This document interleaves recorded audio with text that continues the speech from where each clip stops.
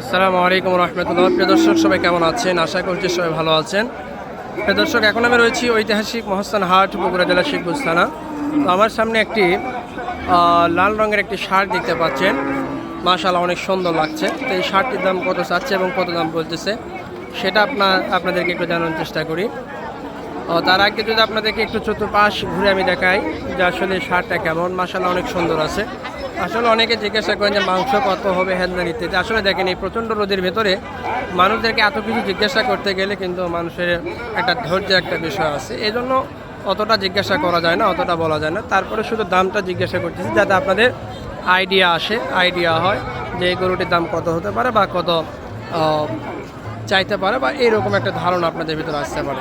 এই জন্য আমি আপনাদেরকে একটু দামটা জিজ্ঞাসা করি, দামটা কত চাচ্ছেন। আসসালামু আলাইকুম ভাই, কেমন আছেন? ভালো আছেন। এটার দাম কত চাচ্ছেন ভাই? 1,30,000। দাম কত বলতেছে?